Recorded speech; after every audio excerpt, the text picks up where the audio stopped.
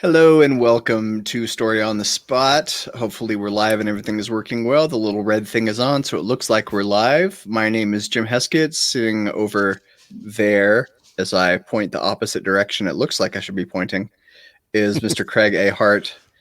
And down below, that way. Ish. The Dread He'll just Pirate point to Roberts. himself. There you go. Mr. R.A. McGee. That's right. Yeah, some of the streaming things mirror it, so you can point the way it looks like you should be pointing, but some doesn't, so it's just the opposite. Anyway, hey everybody, thanks for tuning in to Story on the Spot.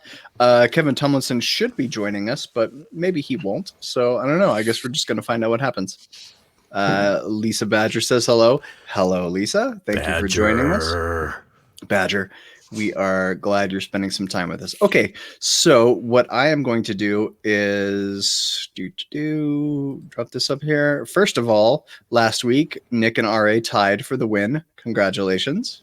Oh, yay. But he's not here, so I'll accept the trophy on his behalf. Yeah, so effectively, you get to keep 100% of the win, all right? Yeah, tie goes to the shower upper. Yeah, I think that should be an official Story on the Spot rule. So I should probably explain what we're doing here before we actually get started. What we're going to be doing here is I am going to put some story prompts on the screen, and these two guys, or maybe three if Kevin does show up, these guys are going to pitch some story ideas, and it'll probably be a short show if there's only three of us.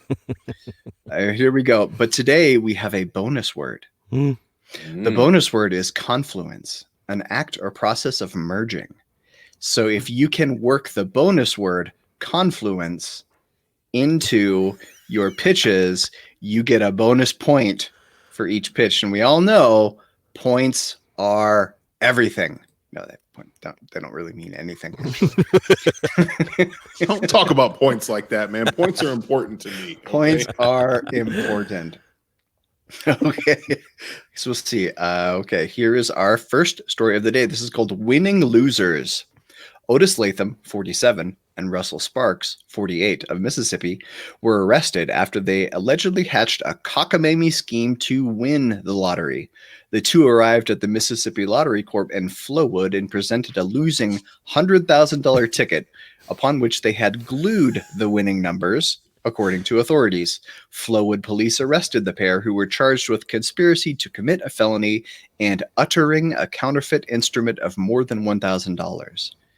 I don't know what this one. Oh, all right, Craig. Hit us with it. What do you got? All right. Well, Otis's name is actually Confluence Latham. Boo. No? All right. Well, I'll forge ahead anyway. Okay. No. So these guys, and Nick's not here, so I'm gonna. So clearly, obviously, these guys got in deep with the mafia, and they owe them some money. And they had this business scheme going. You know how we all are. We get really deep, $100,000 deep in debt. I think we all do that now and then. Sure. And we have a business scheme that's going to work out, so we don't worry about it. Well, this business idea for Confluence actually ended up falling through. So they go to the mafia because he has a cousin named Vinny, and conveniently enough. And like, I need to borrow some money. And Vinny's like, oh, no problem, man. Anything you need, I'll give it to you. I need Jim to do my accents for me. Hey, Nick's not here. You can do them today. That's right. I can. What the hell was I talking about? So they borrowed money from Vinny. Hey. And he's the kind of guy who wears the track suit. He's got the mesh shoes with the foot powder that puffs out of him as he walks. Well, it comes out and Vinny wants payment, of course, and so the guys can't figure out how to get it, and so they come up with this idea to make up this lottery number. But the twist is that Vinny's cousin actually works for the lottery department of the state. And he knows what they're up to. And so not only are they going to pay for trying to forge, but Vinny's on to him, so they're going to have a few broken knees. Very nice. See, Roland says, how you'll be uttering confluence into this will be interesting.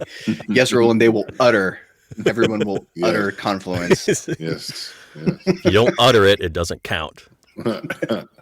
All right. Do you have a pitch for winning losers?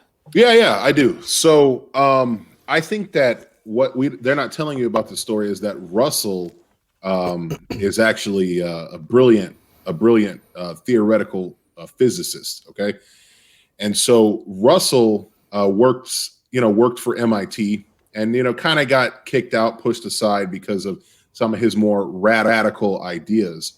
But he is kind of thinking about the confluence between time travel and wealth, okay, and how they intersect at certain points in the timeline, okay, because you can track anyone's money and how they got rich. There's just certain intersections where opportunity met preparation and things like that. So everything's kind of melded together.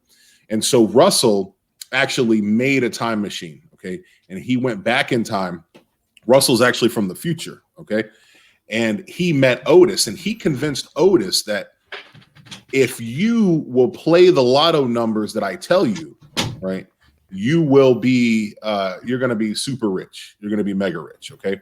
And Russell was so convincing that Otis, obviously he believed him. And so, he has made all kinds of financial preparations in advance of winning this money. He has put a mortgage on his house. He's bought a lot of stocks and bonds. He's ready to go. Well, the problem is Russell was wrong about the numbers. Okay. And so that's left Otis in a pickle because he's financially up the river. And that's left Russell kind of stuck because Otis is ready to kill him because he's ruined him financially. So the only thing that they could think of was to try to forge lotto tickets and win the lottery no matter what. And obviously, theoretical physicists aren't that good at, uttering forged instruments. And that's why they're locked up right now. So what you don't know is that once they go to prison, another future Russell from a different timeline is going to show up and spring them both and try again to make the money. So very nice. Dun, dun, dun. So this story reminds me of when I was in high school. Here's a quick little story. I was born in 1976. And a lot of my friends were born in 1977. So in high school, when everyone was trying to get beer, if you knew someone who was born in 1977, you could take an X-Acto knife and change the second 7 to a 2 and then put in a little bit of ink. So everyone born in 1977 had an easy way to make a fake ID from the real ID. IDs didn't have holograms and computer chips and RFID tags and whatever crap they have now. We didn't have any of that stuff back then. Dig it. Okay, I'm going to go ahead and move up to our second story here. Don't forget to vote. Idle hands. TikTok user Kevin Wise was looking for his 5 minutes of fame when he jumped into a fish tank at Bass Pro Shops in Bossier, Louisiana in late June. I said if I got 2,000 likes, I would jump in the tank, Wise said. I got way more than that, and I didn't want to be a liar. Shopper Treasure McGraw recorded video of Wise swimming around in the tank before he climbed out and ran through the store soaking wet. We heard a big splash, and I thought it was one of the fish, McGraw said. Wise wouldn't recommend the stunt to others. And here is Jerry Springer's final closing thought. Don't do spur-of-the-moment crap like I do, he warned.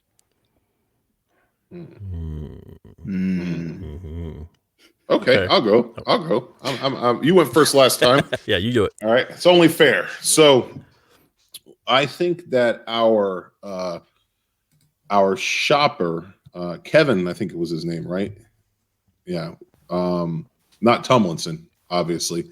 I think that Kevin was really kind of put up to it. I think that he was liquored up. Okay. And there's just been an amazing amount of issues that have popped up in his life. Okay. He lost his job, his girlfriend left him, it's like the makings of a country song. All right. Would you say it's a confluence of problems in his life? That's what I was going to say. Hey, no coaching. It's rigged. That's what I was going to say, and all these bad things have happened to him. Okay. And due to this unique confluence of events, okay, he is easily manipulated because he's been drinking and he's lost in the sauce. Well, Treasure McGraw, the shopper who took a picture of him, is actually the one that put him up to it. They said, listen, Kevin, nobody likes you in real life. Your family doesn't like you. Your girlfriend left you. Your dog ran away. Nobody likes you. But social media, right? The social proof that you're a madman will make everyone respect you and love you. And so he jumped in. She took the picture, and obviously he's going to get a little bit of probation time because of his silliness.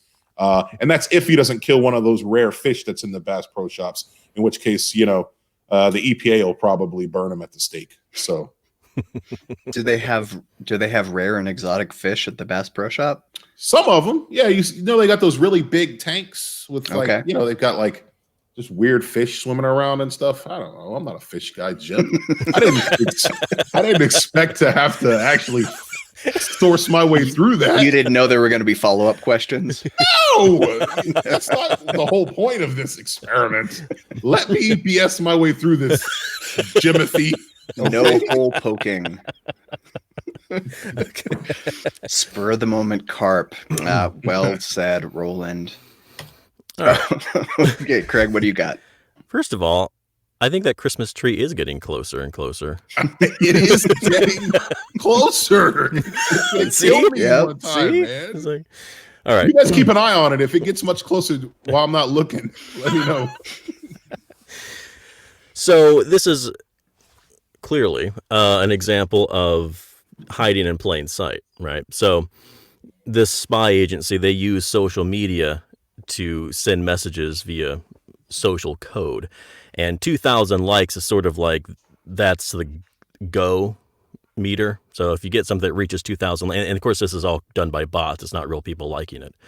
So you're gonna just press a button, 2,000 likes. That means that the agent's like, oh, I gotta go, and their drop site happens to be at Bass Pro Shops or Gander Mountain or wherever the hell it was. So the guy goes there to get the drop. But the person who was supposed to leave the drop, his drop man, was spotted as he was entering because the whole operation is getting busted. And so there was a chase, which this didn't make it into the news story, but there was a chase through the store, and the guy lobbed it into the tank. And so Kevin has no choice but to get it. And so he comes up with this cover story about being addicted to social media to explain why he had to dive into the tank to get this special drop. But obviously it's, related to spies, and it's not some guy just being drunk, because who believes that, right? Who would believe that? Okay, everybody. Next up, we have it's a bonus round.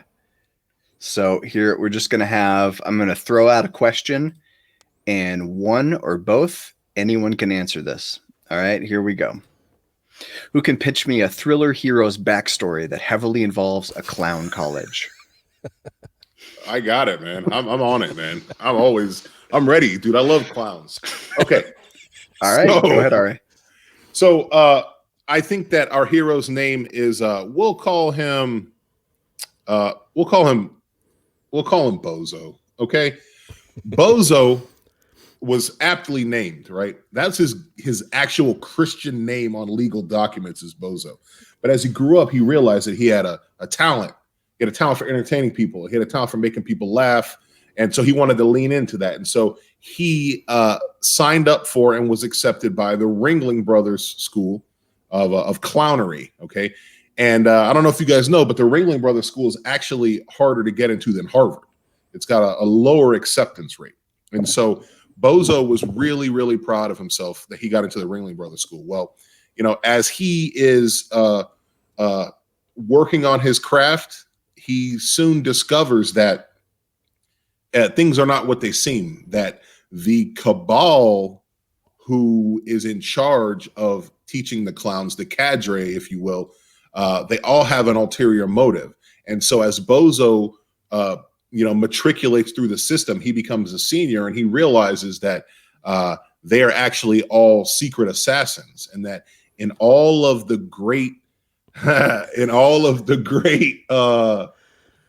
assassinations in history, there was always a clown nearby, right? Be it a court gesture in the old days or, more modern mimes and things like that. And so Bozo decides that he wants to break the cycle of assassinations. And so he, there's like a great schism, and he breaks off and he spends the rest of his time, the rest of his life dedicated to stopping the clown assassination squad and standing between us normal people and the deadly clown scourge. So I like that. Okay. Craig, do you have a pitch for a clown college backstory for Go a thriller? for it, yeah. So do you guys remember, it's been some years now, back when the IRS decided to rebrand themselves as the new IRS, like they were going to be the nicer, kinder IRS? I don't know if you remember that. It was, nobody took it seriously, of course. Well, this spy ring, they're trying to do the same thing. They've gotten a bad rap with torture and all this stuff. Like, you know what? We have a bad image right now. We need to kind of recapture the trust and respect of the public. And so they decide that they're all going to conduct their business in the persona of clowns. And so you've got to actually get into this clown, which is, it's a confluence of entertainment and law enforcement. You see? And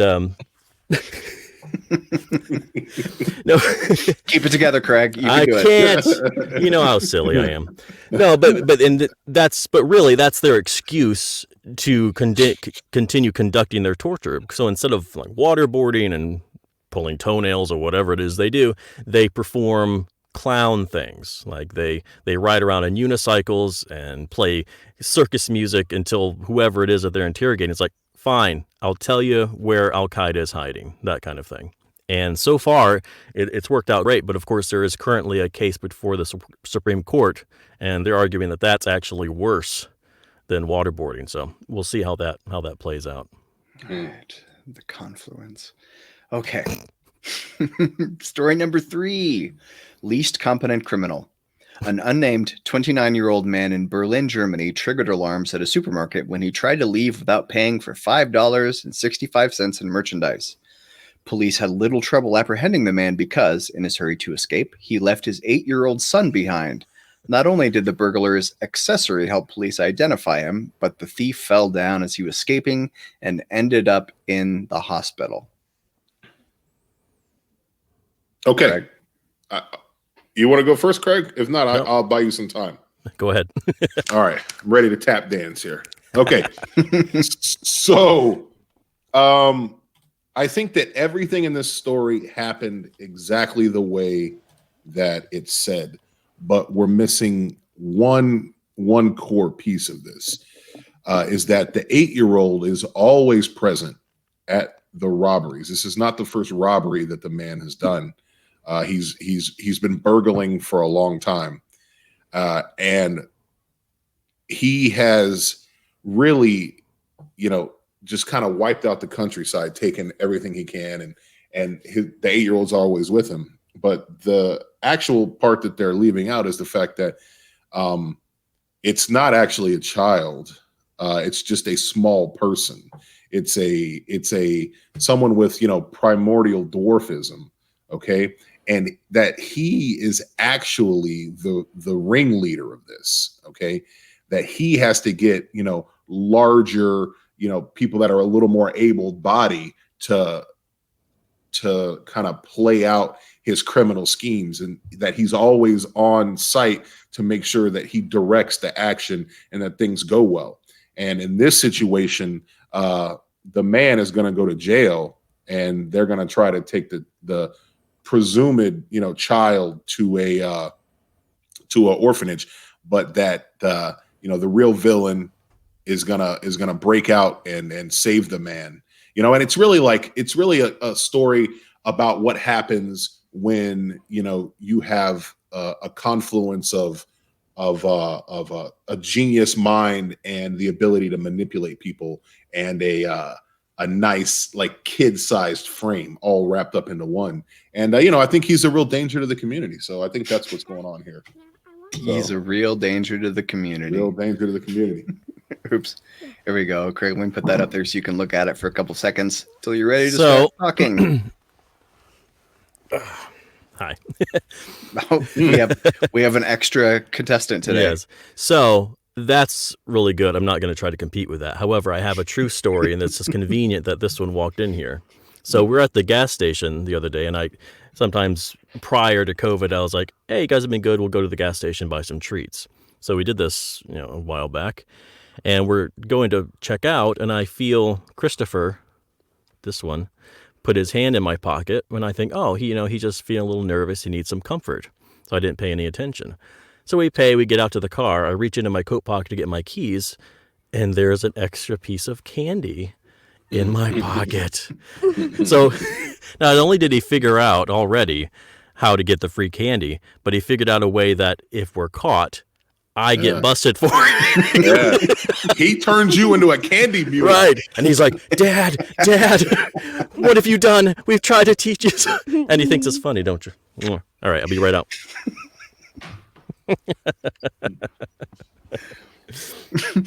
Okay, Craig, are you finished with your pitch? Yeah. That Ari's just too good. I can't beat that.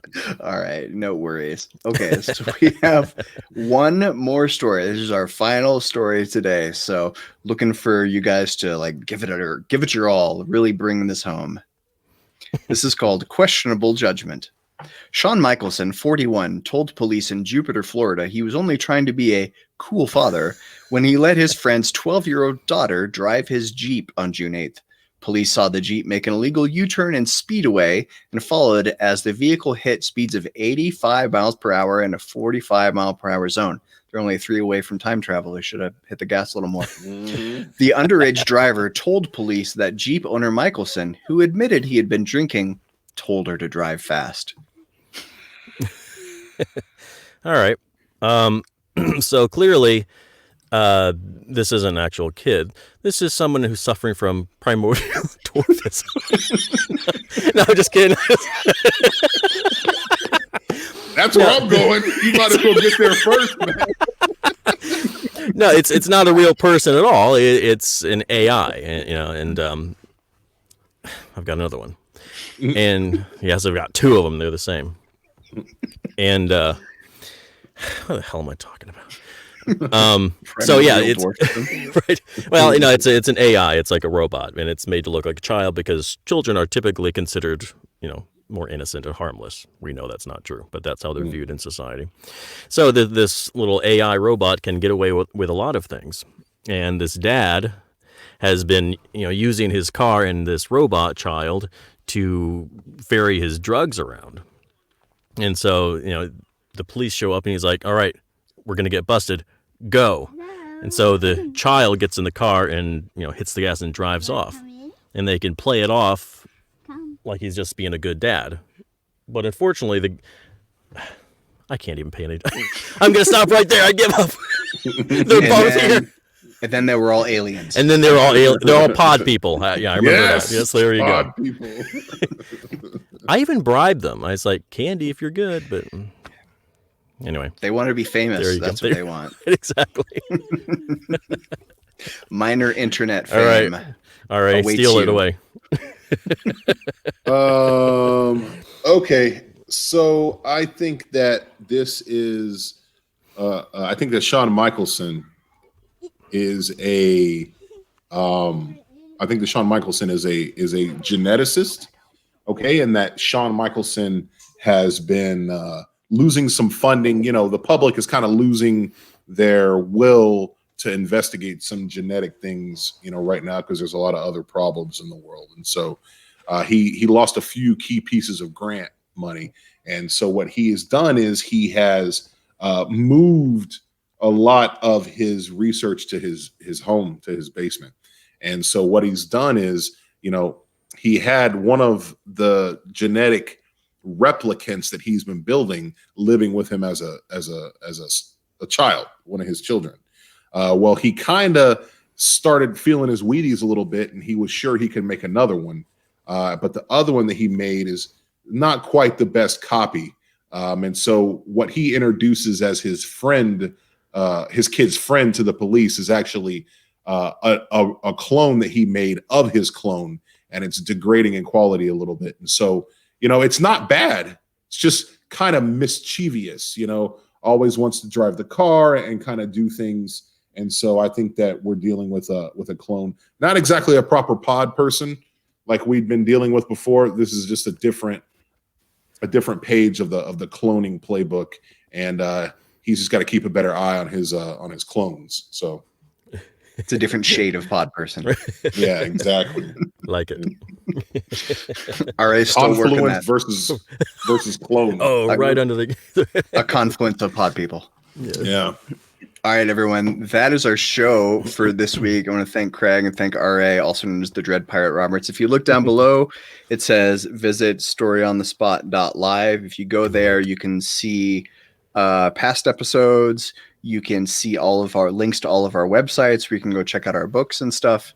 And there's also a podcast for the show. All this show is available in podcast form.